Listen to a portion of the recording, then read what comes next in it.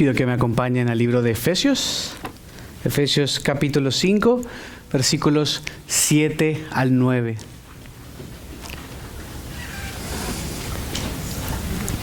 A mediados de los 1700, el inventor y el que fuera uno de los padres fundadores de esta nación, de los Estados Unidos de América, Benjamin Franklin, creo que todos lo conocemos, al menos lo hemos escuchado mencionar, convenció a los ciudadanos de Filadelfia a alumbrar las calles por las noches. Entonces, no se alumbraba las calles por las noches, no se acostumbraba a hacerlo. Cada quien alumbraba lo que necesitaba adentro, pero no se solía alumbrar las calles. Y tuvieron diferentes reuniones y él trató de convencer a la gente de los beneficios de poner algún tipo de antorcha, de luz, de lámpara en las calles, por un lado para protegerse del crimen, que hubiera más visibilidad, y también para estimular la economía, para estimular actividades nocturnas. Lastimosamente, en esa primera ocasión, cuando tuvieron esos diálogos, esos discursos, y ustedes saben cómo eran antes, esos que le dicen en inglés town halls, y se reunía toda la ciudad y trataban de convencer y de apelar y de dar discursos y tal, y la gente no le convenció. No le convenció que estaba esa necesidad. Entonces Benjamin Franklin dice, bueno, les voy a dar el ejemplo. Y fue y buscó la mejor lámpara que encontró en el mercado, una lámpara grande, en ese entonces eran de gas, la pulió, la limpió, se aseguró que estuviese bien, y al llegar la noche, y de ahí por todas las noches, por varias semanas, salía a la calle y en su porche ponía la luz, ponía esta lámpara, ¿no? La encendía cuando ya se iba llegando, se estaba acabando la luz del sol. Tomaba su lámpara, le ponía combustible, lo que sea que le pusieran, y la encendía. Y la gente comenzó a notar, por el ejemplo de él, qué es a lo que se refería cuando antes había intentado explicarle. Y la gente comenzó a darse cuenta que cuando pasaban enfrente de la casa de él, de repente podían ver dónde caminaban mejor y evitaban tropezarse con las piedras que seguramente había en el camino. Nótese que entonces no tenían las aceras que tenemos ahora, ¿no? Bien bonitas, lisas, y los pastos. No era así, era un poco más difícil. Y la gente notaba que al alumbrarse la calle, al alumbrarse el porche, podían ver mejor. Y pasaron los días y pasaron las semanas, y Benjamin Franklin siguió dando el ejemplo, no solo con palabras, ya que no había podido convencerles de los beneficios de lo mismo, pero decidió entonces hacerlo. Poner luz hacia afuera. Poco a poco la gente comenzó a replicarlo. Poco a poco la gente comenzó a ver la necesidad de esto. Se reunieron nuevamente y finalmente decidieron establecer esto. Decidieron establecer el beneficio de poder encender las calles, de que cada quien alumbrara, de que hubiera algún tipo de luz para poder caminar mejor, para estimular la economía, para defenderse del crimen, etcétera, etcétera, etcétera. Y es que a veces, y muchas veces, debemos dar el ejemplo y no solo hacerlo con nuestras palabras, ¿no? Si decimos ser hijos de Dios, no queremos solo decirlo con nuestra boca y que nuestro ejemplo esté distante de esto. No solo vale con serlo, sino también con parecerlo. Y Benjamin Franklin, supo lo importante que era ejemplificarles algo que para él era sencillo y que lo había visualizado, pero que los demás, como no lo veían y no veían los beneficios, comenzaron a verlo. Comenzaron a notar cosas que podían hacer en la noche, y la historia sigue y sigue. Y ahora por eso pagamos impuestos, para pagar la luz de afuera. Así nosotros, andando como hijos de la luz. Ese es el título de hoy, parte 1. Andando como hijos de la luz. Si somos hijos del Señor, si somos hijos de la luz, si hemos sido salvados por gracia, por medio de la fe, y esto no de nosotros, sino don de Dios, debemos andar en la luz.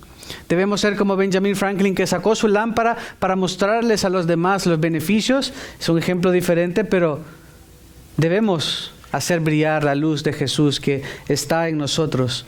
No debemos solo serlo, debemos parecerlo, y es a lo que Pablo está apelando hoy. Y veremos 2 puntos principales. Uno, que no debemos participar de la oscuridad. Muy sencillo. Es muy sencillo lo que Pablo nos dice. Número 1, no participen de la oscuridad, versículo 7 y el principio del versículo 8. Y luego, participemos en la luz. Seamos partícipes, es la palabra que usa. No participemos de la oscuridad y, por el contrario, asegurémonos de participar de la luz, asegurémonos de brillar. Y Pablo nos va a dar 2 argumentos muy sencillos, pero que son importantes. Efesios 5, versículo 7. Por tanto, dice, retomando un nuevo punto, y ya vamos a leer a qué se refería, no sean partícipes con ellos. ¿Quiénes son estos ellos? Ya vamos a ir. Porque antes ustedes eran tinieblas, pero ahora son luz en el Señor. Anden como hijos de luz. Porque el fruto de la luz consiste en toda bondad, justicia y verdad. ¿Por qué no debemos participar de la oscuridad? Creo que todos lo sabemos, claro, lo hemos escuchado, es lógico, pero Pablo nos da argumentos y nos ayuda a pensar. Miren lo que dicen los versículos anteriores, versículos 5 y 6. Porque con certeza ustedes saben esto, que ningún inmoral, impuro o avaro que es idólatra tiene herencia en el reino de Dios y de Cristo. Que nadie los engañe con palabras vanas, pues por causa de estas cosas la ira de Dios viene sobre los hijos de desobediencia. Está hablando de los inmorales que no somos, está hablando de aquellos que hablan palabras vanas, de aquellos falsos que van a tratar de engañarnos, está hablando de aquellos sobre quienes va a venir la ira de Dios. Y por eso en el versículo 7 dice, por tanto, por esto que hemos dicho anteriormente, que los inmorales no heredarán el reino de Dios, que por lo contrario, los inmorales y los falsos y todos aquellos que hacen todas estas cosas que hemos venido viendo, van a heredar la ira de Dios.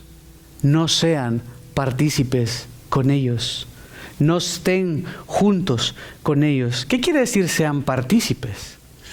Es una palabra que no usamos en el día a día, tal vez en el castellano, a menos que seas un poco formal y por ofrecerle a Rubí un pedazo de pastel, en lugar de decirle, ¿quieres pastel? Puedo decirle, te quiero hacer partícipe de un pedazo de pastel. Formal, pero quiere decir al final lo mismo, que no seas parte de. Es un mandato que está diciendo negativo, no sean partícipes, no sean parte, no sean juntos en esto, no estén juntos en esto. Miren, el capítulo 3, versículo 6, lo usó de una manera positiva. Ya nos había hablado esto. Pablo había usado este mismo término en positivo para mostrarnos lo que era la iglesia. Dice, a saber que los gentiles son, o sea nosotros, coherederos y miembros del mismo cuerpo. ¿Qué es la palabra que dice? Participando igualmente de la promesa en Cristo Jesús mediante el Evangelio. Él ya había usado este término y nos está diciendo lo que sí somos. Está diciendo, a pesar de que aquí en la iglesia hay judíos y gentiles, en cuanto al Evangelio no hay distinción, es salvación solamente por gracia, por medio de la fe. Son copartícipes con ellos. Quiere decir que son miembros del mismo cuerpo. No debería de haber división. Deberían estar juntos porque participan juntamente. Y acá está diciendo, ustedes, por lo tanto, no deberían ser partícipes de los inmorales, de los idólatras, de aquellos que tratan de engañar. No deberían ser partícipes. Es un ejemplo que él nos da de lo que sí es en Efesios 3:6 para hacernos ver después algo que no debemos hacer. No debemos ser partícipes con estos que verdaderamente están en la oscuridad. Y ahora entendemos, ya que hemos venido estudiando Efesios juntos, que antes esto éramos nosotros. Nosotros íbamos vagando en la corriente de este mundo. En Efesios 2 lo menciona, pero no más. Y dice enfáticamente, por tanto, no sean partícipes con ellos. ¿Quiénes son los ellos? Los que están en el versículo 5, los que están en el versículo 6. Son aquellos que dicen palabras engañosas, son aquellos que son falsos, son aquellos que son inmorales. Está diciendo, ya no tengas alianza con ellos, ya no seas uno con ellos. Nosotros como cuerpo de Cristo somos uno. Lo hemos dicho muchas veces, lo he dicho muchas veces. Puede ser que no todas las partes de tu cuerpo te gusten. Tal vez tus brazos son más grandes, tal vez tus piernas son más cortas. No sé, habrá alguna parte de tu cuerpo que no te enloquezca. Yo particularmente no me enloquece tanto mi hígado. Era broma. Pero eso no quiere decir nada. No importa que no me guste.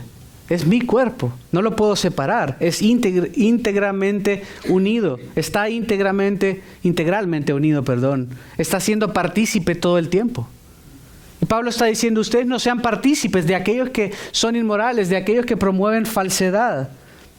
Partícipe realmente, lo que quiere decir literalmente es que no se conviertan o que no sean. Y partícipe habla también de compartir algo o tener algo en común con otro. Es decir, en cuanto a posesión o relación. Ser partícipe habla de que tú eres codueño de un terreno, de que cohabitas con esta persona, de que tienes una relación. Es algo profundo lo que menciona. No solo dice que comen los mismos chicles. No, es algo mucho más profundo. Es algo mucho más profundo que comparten. Por eso dice, no se conviertan en esto. No se conviertan en participantes tan intensamente con aquellos que no aman al Señor. Pero ojo que, una aclaración. ¿Quiere decir esto que me tengo que alejar del mundo? ¿Quiere decir esto que me tengo que ir a una cueva? ¿Quiere decir esto que no puedo hablarle a ningún compañero que no sea cristiano? No le hablo y no te hablo. Y me habla y me hace preguntas y yo no te puedo responder. Ahí están las instrucciones, no te puedo hablar porque no puedo relacionarme contigo. Esto no es a lo que se refiere. No habla acerca de no dirigirle la palabra a alguien que es incrédulo o de no tener contacto. Esto es algo muy diferente a lo que vemos, si me acompañan, 1 Corintios, capítulo 5.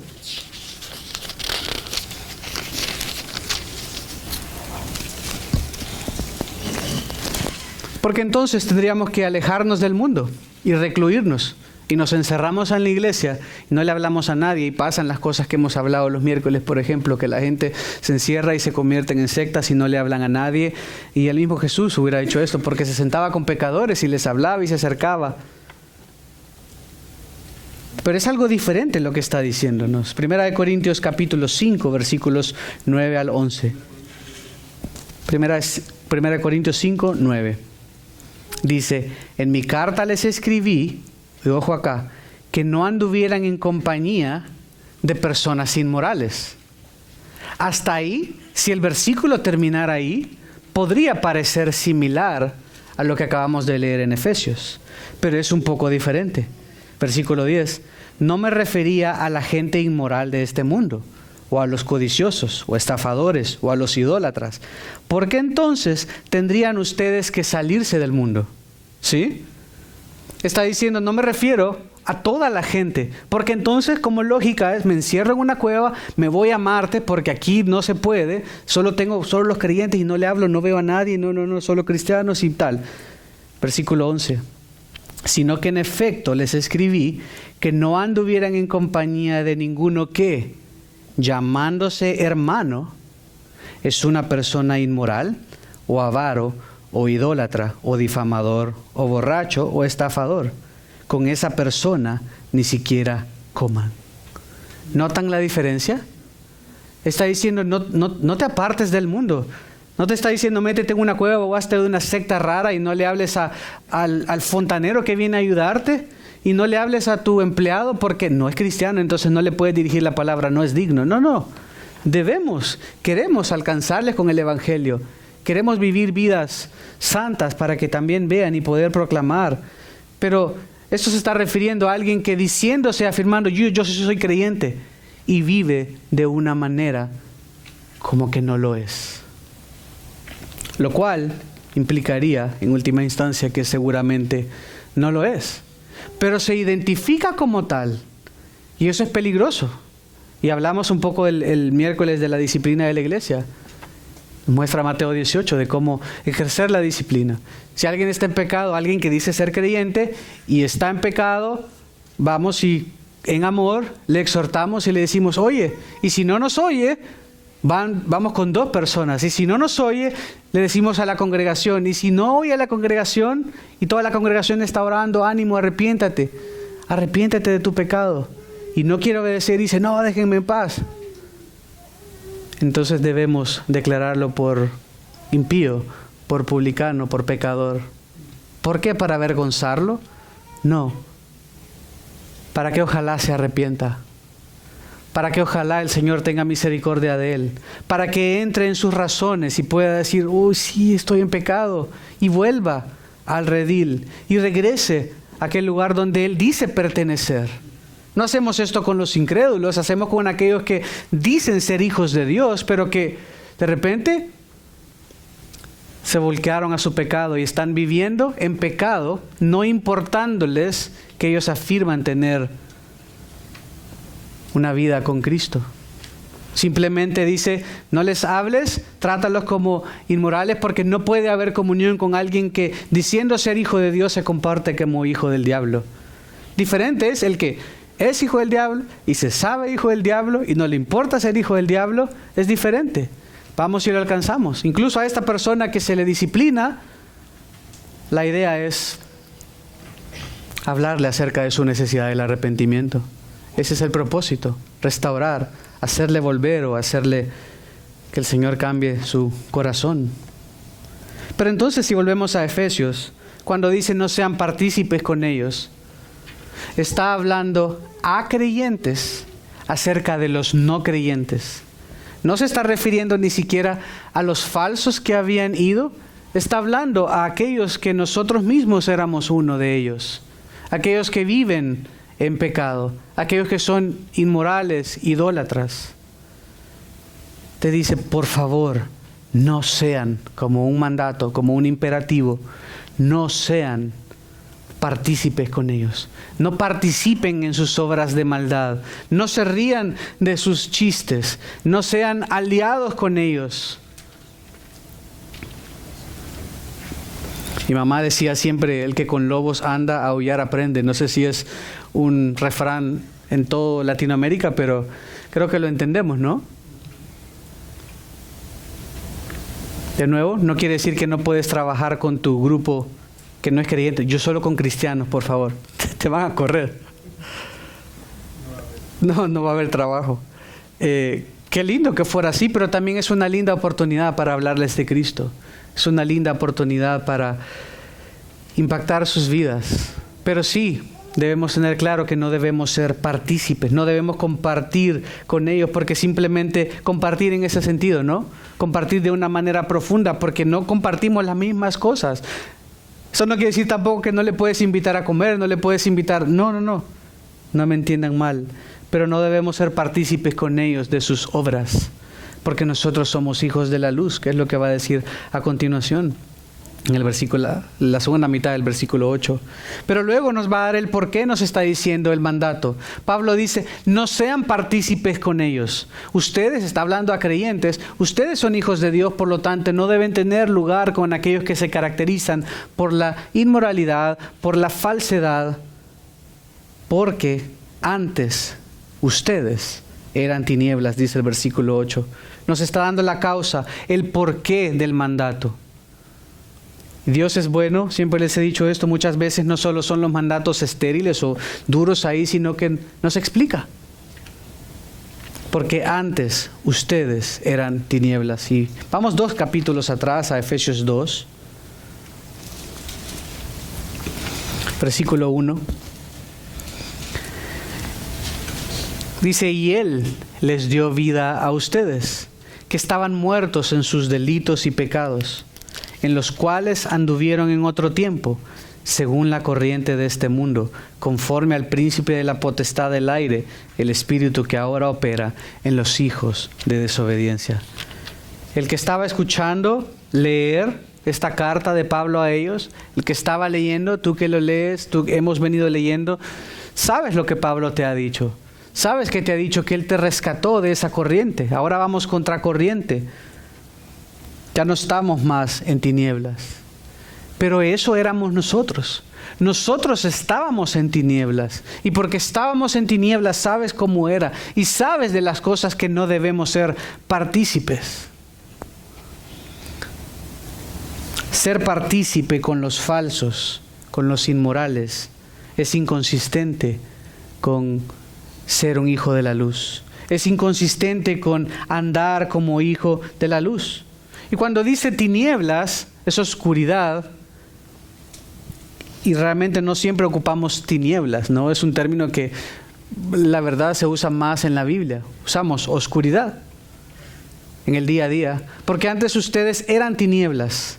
Y nótese que no dice estaban llenos de tinieblas, no dice ustedes tenían muchas tinieblas, no dice ustedes habitaban en tinieblas, dice ustedes eran en el pasado tinieblas. Si yo le digo a mi amigo, puede decir mi amigo, sos burro, ¿le estoy diciendo que verdaderamente es burro? O sea, sí, pero no el animal, sino el comportamiento del animal. ¿Cierto? Eso es una metáfora. Estoy diciendo, en un sentido figurado, que la persona a la quien me refiero, a la persona a la que le estoy hablando, tiene ciertas características de esto que dije. Pues al decir tinieblas es una metáfora para decir tinieblas o oscuridad morales o espirituales. Estaba inherentemente lleno, completamente lleno de oscuridad. Yo era oscuridad. Cuando sabemos que Él dice que estábamos muertos en delitos y pecados, no había nada de luz.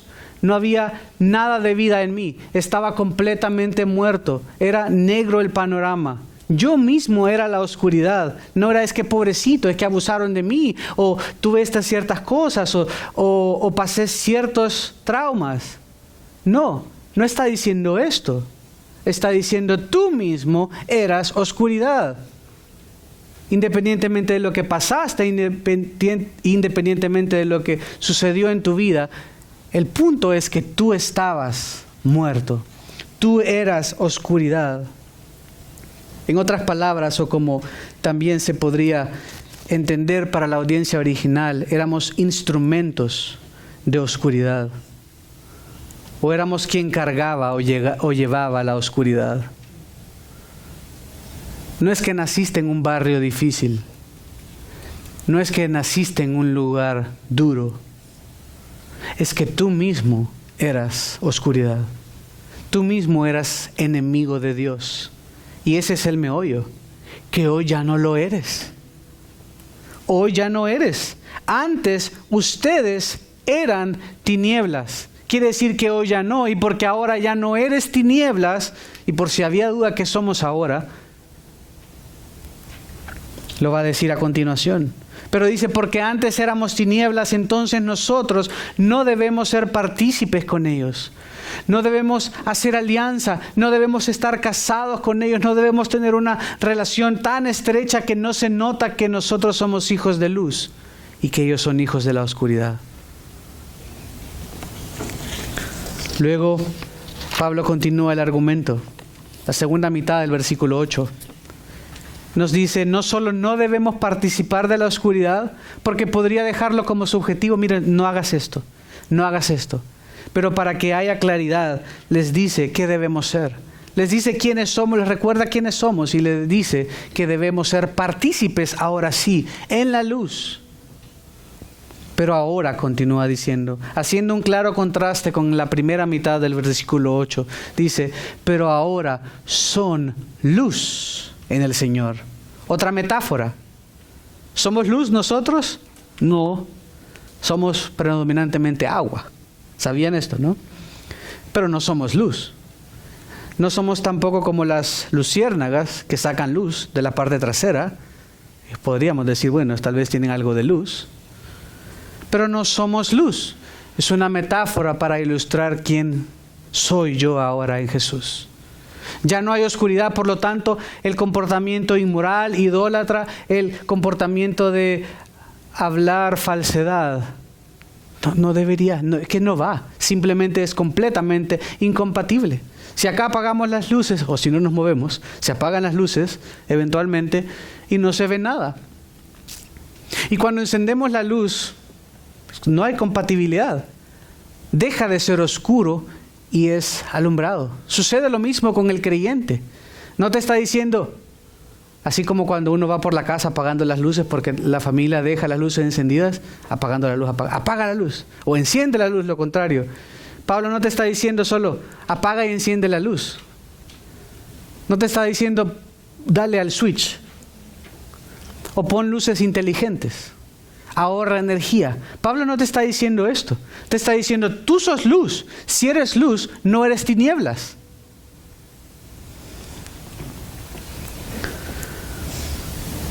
Pero ahora, por esa unión con Cristo, nótese que dice una frase que continuamente dice en Efesios: en Cristo, en el Señor. Esto habla de algo profundo y que es nuestra unión en Cristo. Simple y sencillamente, por eso cantábamos mi vida es Cristo. Es una verdad preciosa para el cristianismo. Porque yo tengo vida, porque yo tengo luz, porque yo puedo ver claramente, porque yo pude arrepentirme de mis pecados, porque yo tengo fe. ¿Por qué? Porque estoy en Cristo, porque estoy identificado en Cristo. Únicamente por eso, si esa piedra se cae todo.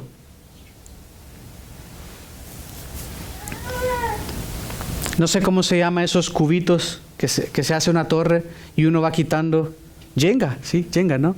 Y uno va quitando y uno quita el primero y ya no era medular. Y uno quita el otro y de repente ya comienza. Y de repente uno quita y ¡pum! Todo se caería en nuestra vida si Cristo no está ahí.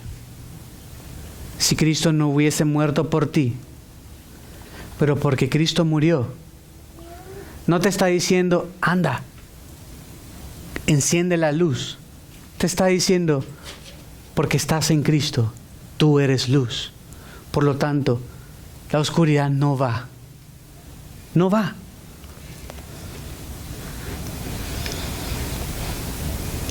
Es decir, no estamos en un mal ambiente o no estábamos en un mal ambiente, sino que nuestra naturaleza era oscura completamente. Y ahora no estoy en la luz porque vengo a la iglesia, no estoy en la luz. ¿No es eso lo que está diciendo? No está diciendo en la oscuridad, en la luz, como hablamos, sino que somos luz. Somos luz en el Señor. Esto había dicho en Efesios 2:1, lo leímos, y miren en el 12, dice: recuerden que en este tiempo ustedes estaban separados de Cristo, excluidos de la ciudadanía de Israel, extraños a los pactos de la promesa, sin tener esperanza y sin Dios en el mundo. Esto éramos nosotros. No solo excluidos por nuestro pecado, excluidos porque no éramos judíos, excluidos porque no teníamos esa religión, excluidos porque los pactos no eran para nosotros.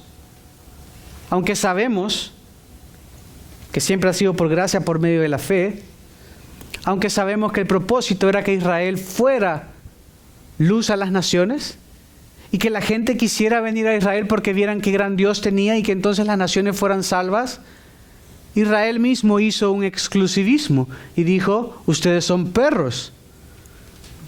El sistema religioso todo era solo para ellos. Ese no es como Dios lo diseñó.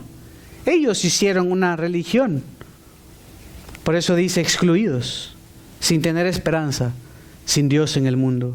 Versículo 13, pero ahora en Cristo, ustedes que en otro tiempo estaban lejos, han sido acercados por la sangre de Cristo, en Jesús, en Cristo, una y otra vez, únicamente por lo que Él hizo.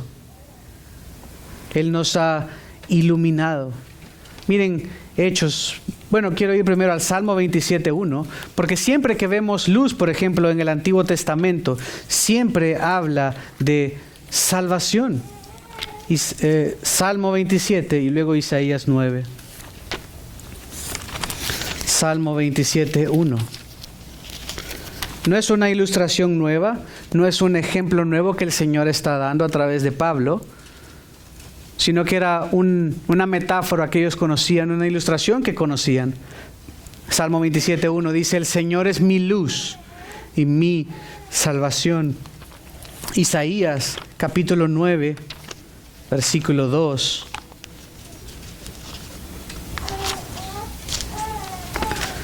Isaías 9:2 dice: el pueblo que andaba en tinieblas ha visto gran luz. A los que habitaban en tierra de sombra de muerte, la luz ha resplandecido sobre ellos. Siempre que se ha mencionado luz, hay esperanza, hay salvación, hay obra de Dios. Y está diciendo, ustedes son luz. Y veamos un poco en el Nuevo Testamento, en Hechos 26, 18.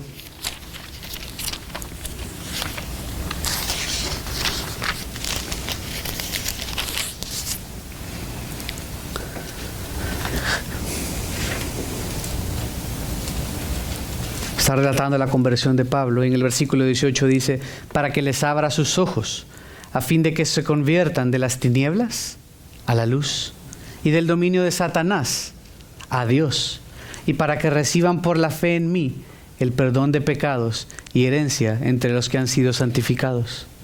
Ha sido trasladado, como vimos el domingo pasado, del reino del pecado, del reino de Satanás, al reino de la luz, al reino del Señor. Has sido salvado por medio de la fe.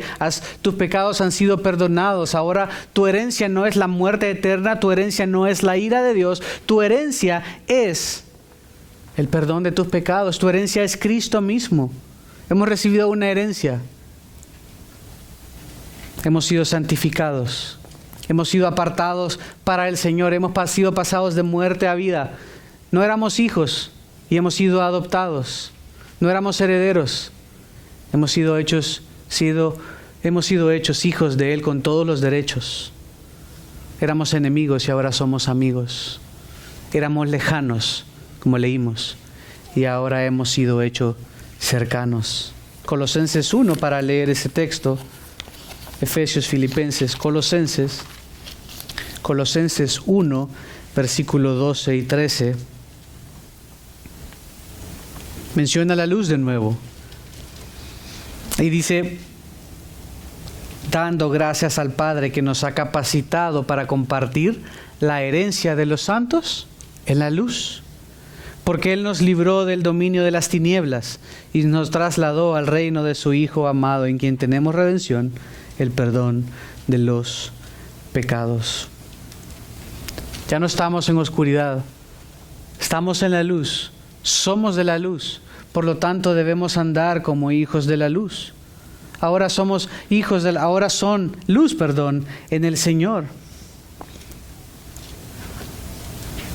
Esta luz que nos ilumina por el Espíritu Santo habla también de cómo vive una persona redimida. Andamos en la luz, caminamos en la luz.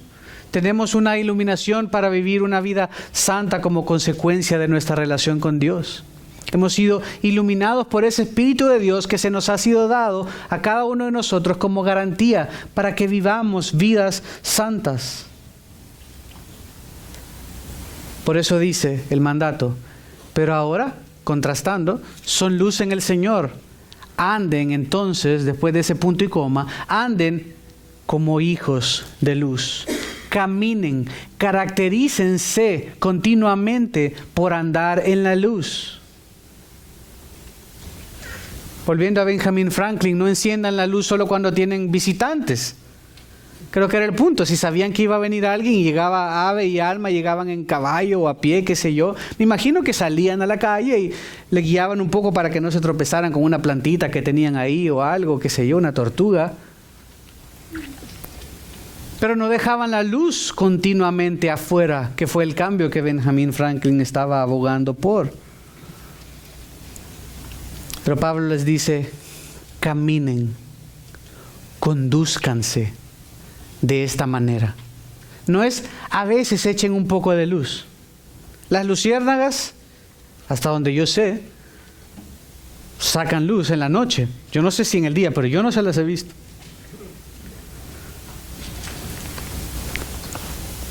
Debemos hacer brillar la luz de Jesús. Esto no quiere decir enciende el reflector. Esto quiere decir que si tú eres de Cristo, esto eres. Eres luz y debes dar luz. Está diciendo, no somos luz. Camina como hijo de la luz. En otras palabras está diciendo, y ojo acá, lo que somos posicionalmente debe convertirse en la práctica. ¿Qué somos posicionalmente? Santos. ¿Qué quiere decir? Apartados. Pero también nos dice, sed santos porque yo soy santo. Posicionalmente soy santo, apartado para Él, pero cada día, a través de los medios de gracia dados por Dios, a través de la palabra, a través del Espíritu de Dios, usando la palabra de Dios para renovar nuestra mente, somos transformados de gloria en gloria. Somos hechos a la imagen del Hijo. Lo que somos posicionalmente, luz, debe convertirse en la práctica. Debemos ser hijos de luz, que siempre dan luz, que no son copartícipes con los inmorales e idólatras y falsos, sino que son copartícipes con los hijos de luz, sino que buscan dar más luz porque son luz. ¿Qué pasaría si los reflectores de un estadio tuvieran vida? Hoy hay partidos en las noches de fútbol americano, de béisbol ¿y qué tal si un reflector, el que está alumbrando así una parte importante de la gradería o de la meta para anotar el gol, dice, no, hoy siento que no quiero alumbrar? Entonces no se enciende. No se enciende porque no quiero o quiero alumbrar poquito. Esto no puede ser. Tienen que alumbrar. El propósito para que el que fueron hechos es para que den luz. Si se arruina un foco y uno va y lo cambia porque queremos que dé luz, no está hecho para estar apagado. Y mire qué bonita la lámpara, nunca se encienden, pero es que es decorativa. Uno tiene una lámpara para encenderla, para usarla, para iluminar. Ese es el punto. Eres luz, debes dar luz. No debes apagar la luz, sino debes andar como Dios quiere que andemos. Lucas 16:8. Vamos a ir a unos textos. Lucas 16:8, Juan 12 y Romanos 13.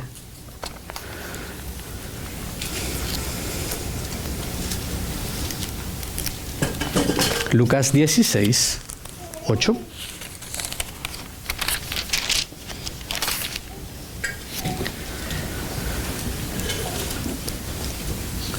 El Señor elogió al mayordomo injusto, porque había procedido con sagacidad, pues los hijos de este siglo son más sagaces en las relaciones con sus semejantes que los hijos de la luz. Menciona a los hijos de la luz. También Juan 12:36.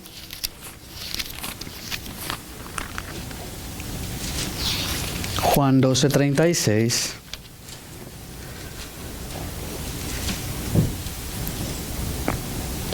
Mientras tienen la luz, crean en la luz para que sean hijos de la luz. Esto quiere el Señor de nosotros. Finalmente en Romanos 13.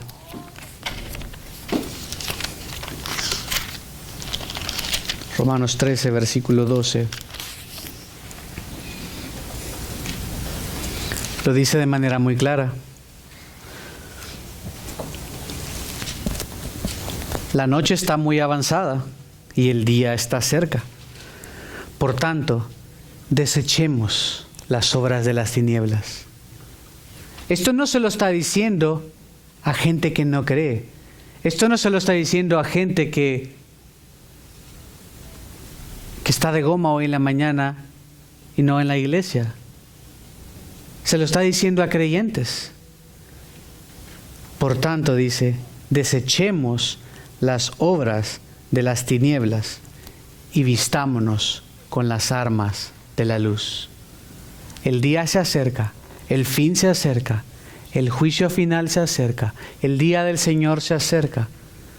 Por lo tanto, no juegues con fuego. Desecha las obras de las tinieblas y vístete con las armas de la luz. Esto es a los hijos. Si tú escuchas estas palabras y tú no eres hijo y sabes que no eres hijo, tienes que arrepentirte de tus pecados y decirle: Señor, creo en ti como Señor y Salvador. Señor, concédeme un genuino arrepentimiento, que puedas volverte del camino a donde vas y que puedas decir: Señor, el día se acerca y yo no soy ni siquiera hijo de la luz, no estoy tratando de dar más luz, sino que no puedo dar nada de luz. No tengo capacidad de dar luz, por más que intente, no puedo dar luz. Señor, te pido que me concedas un genuino arrepentimiento. Al que viene a Él no le echa fuera. Nunca es tarde para decir y darte cuenta cuál es tu destino, hacia dónde vas si no estás con Cristo. Anden pues como hijos de la luz. Pero de nuevo, y aquí vamos a ir terminando, nos explica el por qué. Porque el fruto de la luz consiste en toda bondad, justicia y verdad. El fruto de la luz consiste en toda bondad, justicia y verdad. Realmente ese consiste, en el original en griego simplemente dice: el fruto de la luz es toda bondad, justicia y verdad. No es necesario el verbo, que sí es necesario agregarlo en inglés y en español. Dice: porque el fruto de la verdad, ¿a qué se refiere con el fruto? Se refiere al producto de algo, se refiere a que es en la esfera espiritual. El fruto de la luz, o algunos manuscritos más nuevos dicen el fruto del Espíritu, seguramente influenciados por Gálatas, Efesios. Gálatas 5:22 dice: pero el fruto del Espíritu es amor, gozo, paz, paciencia, benignidad, bondad, fidelidad, mansedumbre, dominio propio. Este es el fruto, no son los frutos, es el fruto del Espíritu. Y aquí también Pablo dice un fruto, es uno solo. El creyente debe tener este fruto, que batallamos y que algunos frutos no van a ser tan dulces y unos frutos van a ser chiquitos y unos salen medio feos. Pero debe haber fruto en el creyente, es lo que está diciendo. El fruto de la luz, el fruto que es el mismo del Espíritu, consiste en, o otro verbo que podría funcionar es produce. El fruto de la luz, el fruto del Espíritu produce bondad, justicia y verdad. Y esto es en contraposición a lo inmoral, a lo falso, a lo avaro. En cuanto a bondad, quiero leerles Romanos 15, 14. En cuanto a ustedes, hermanos míos, yo mismo estoy también convencido de que ustedes están llenos de bondad, llenos de todo conocimiento y capaces también de amonestarse los unos a los otros. El creyente debe estar lleno de bondad. El creyente debe sacar fruto de bondad. No debe ser avaro, sino bondadoso, porque es fruto de la luz, fruto de estar en la luz, porque ese es el fruto. Debes andar como hijo de la luz, debes andar con bondad, debes caracterizarte por esta bondad. Dice de manera similar en 2 de Tesalonicenses 1, 11. Con este fin también nosotros oramos siempre por ustedes, para que nuestro Dios los considere dignos de su llamamiento y cumpla todo deseo de bondad y la obra de fe con poder. Debemos ser aquellos que andan en la luz, es decir, que andamos en bondad, que exhibimos bondad, que buscamos hacer lo bueno, que buscamos dar y darnos, que buscamos servir. no que buscamos beneficiarnos a nosotros mismos, porque no somos hijos de las tinieblas, no queremos nuestro propio beneficio, no queremos buscar lo inmoral, queremos buscar la bondad. Porque esto es lo que caracteriza a los hijos de la luz, está diciendo. No más todas estas cosas que mencionó antes. Finalmente, justicia y verdad. Justicia se refiere a vivir justamente, a ser moralmente justo delante de Dios y de los hombres. Y sabemos que hemos sido no hechos justos, hemos sido declarados justos. Por eso está la diferencia de quiero hacer lo bueno y no lo hago. Por eso está la diferencia entre soy hijo de Dios, pero todavía tengo esta inclinación. Todavía tengo esta lucha con el pecado. Porque no he sido hecho justo, he sido declarado justo. Es un término legal. De tal manera que cuando vas a la corte, no, ya no debes nada. Consumado es. Todo ha sido pagado.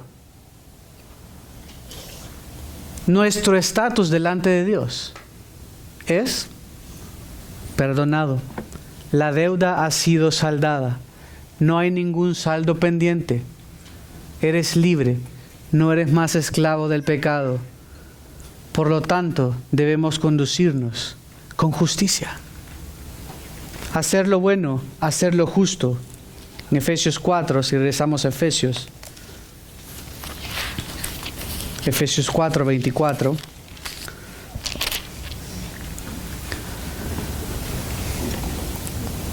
Sean renovados del 23, que sean renovados en el espíritu de su mente y se vistan del nuevo hombre, el cual en la semejanza de Dios ha sido creado en la justicia y santidad de la verdad. Y si dan vuelta a la página, si tienen la NBLA, en Filipenses 1:11, dice, llenos del fruto de la justicia, que es por medio de Jesucristo, para la gloria y alabanza de Dios. Eso no quiere decir que seas justo en tus evaluaciones, y que seas justo necesariamente en todo lo que haces. Claro, está ahí, pero que te conduzcas con rectitud. Eso no quiere decir que si dos están peleando y tú te equivocas para decir quién tiene la razón, fuiste injusto. No se refiere a esto. Se refiere a que moralmente vivas en justicia, que vivas rectamente, que vivas haciendo lo bueno, que vivas en rectitud, porque esto es característico de aquel que está en la luz. Esto es característico de aquel que se sabe y se llama hijo de Dios. Y porque va a ser natural de aquel que lo es, va a dar fruto y al mismo tiempo, aunque da fruto, quiere dar más fruto y quiere obedecer y está consciente de las cosas en las que está fallando, que está desobedeciendo y quiere crecer más y pide al Señor y quiere crecer. También va a caracterizarse por la verdad. Y esto verdaderamente apunta mucho al versículo 6.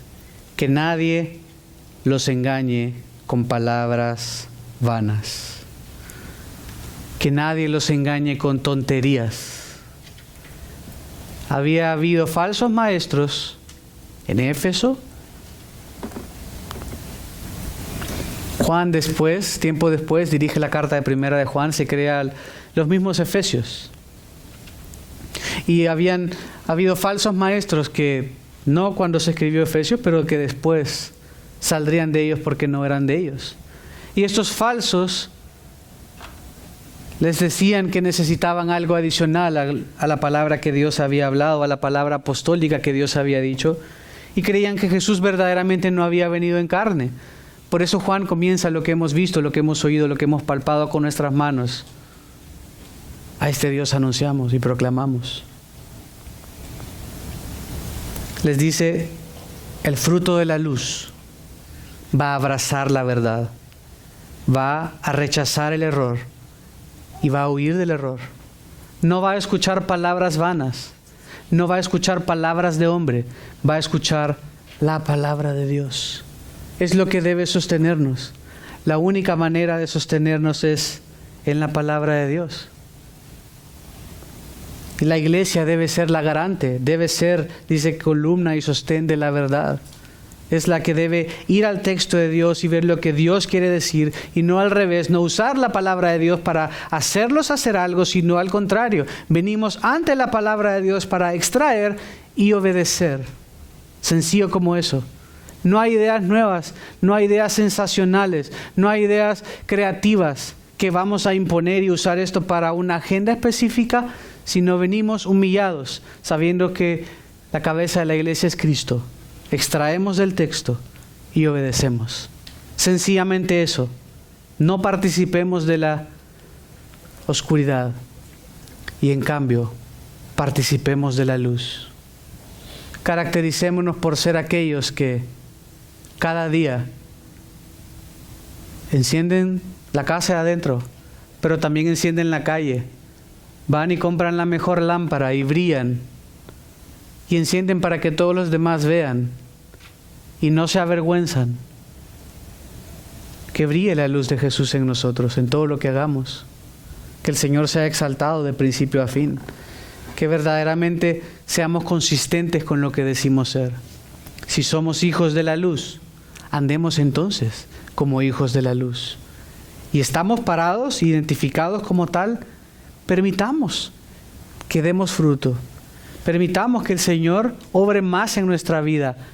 Adentrémonos más en su palabra para que transforme nuestra mente y entonces transforme nuestras emociones y nuestra volición, que es la voluntad, para que queramos obedecer más y más.